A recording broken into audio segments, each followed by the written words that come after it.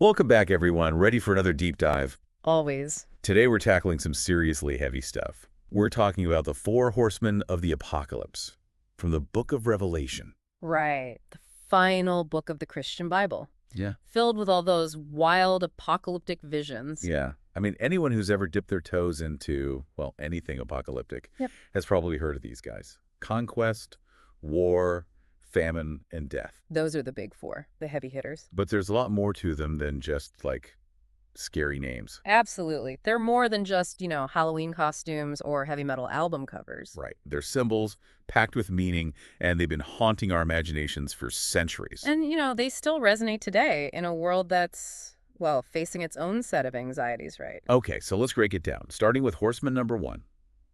The one on that white horse, bow in hand, crown on his head.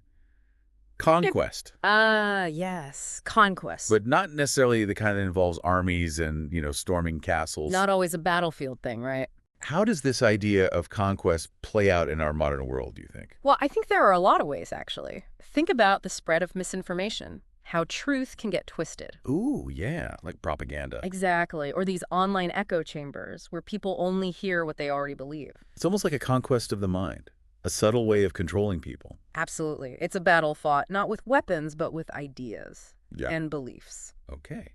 On to horseman number two. Riding that fiery red horse, sword in hand. War. Seems pretty straightforward. But what makes this figure so powerful even now? Does it have to be literal war? Good question. I mean, obviously the red horse symbolizes warfare, violence, bloodshed, the breakdown of order, but it can also represent a more general kind of conflict. Okay, so like the erosion of civil discourse, all the anger and division we see. Exactly. The rise of extremism, polarization, all those things that tear societies apart. Remember that phrase in Revelation? Power was given to him to take peace from the earth. Yeah. Chilling stuff, and especially relevant now with so much social and political unrest. Definitely. Okay, moving on. We've got bloodshed, we've got conflict. Now we come to scarcity.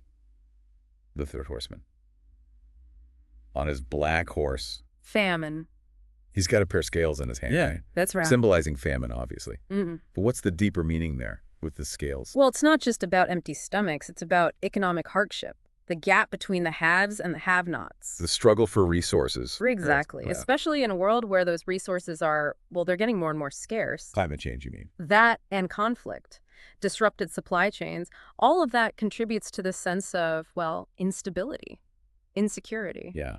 The scales really highlight those imbalances Yeah. and how they lead to suffering. And it's interesting because when you look at the state of the world today, I mean, it's hard not to think of the third horseman. right, it's a powerful image. And finally, we get to the most, I guess, the most frightening one of all. The pale horse carrying death.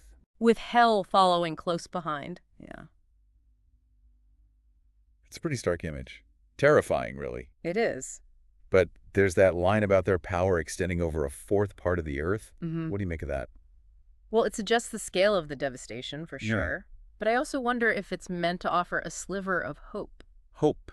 How so? Well, it's not total annihilation, right? It implies that even in the face of widespread calamity, there's a possibility for survival, for renewal. Okay, yeah, I see what you mean. So it's like, even in the darkest times, there's a chance for things to get better. Exactly. And speaking of hope, in the middle of all this, with the horsemen riding and everything, Mm-hmm. we come across these souls under the altar.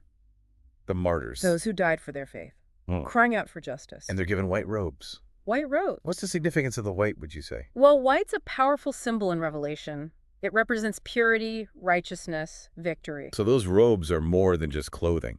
Much more. It's about vindication, their suffering being acknowledged, a promise that their sacrifice will be rewarded. Powerful stuff.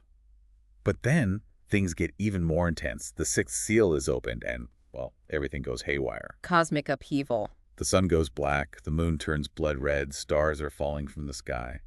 It's almost like the universe itself is falling apart. You're right. It's an image of pure chaos.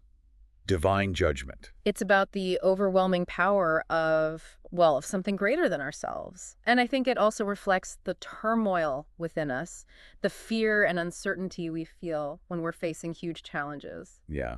And then there's that part where people are hiding from divine wrath, begging the mountains and rocks to fall on them. It's a desperate plea for escape. And it makes you wonder, what are we hiding from in our own lives? What fears and anxieties are we trying to bury? So if we step back from all the vivid imagery, the apocalyptic stuff, what can we take away from these figures? What can we, as 21st century folks, learn from all this? I think the Four Horsemen, as frightening as they are, they're not meant to paralyze us. They're meant to make us think. Like a warning. Exactly. They're like a mirror reflecting our choices, our actions, and the potential consequences.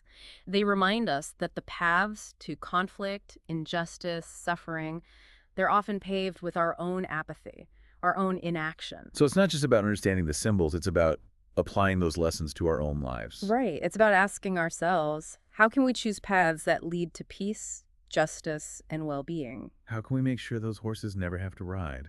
That's something to ponder, isn't it? Thanks for joining us for this deep dive. Thanks for having me.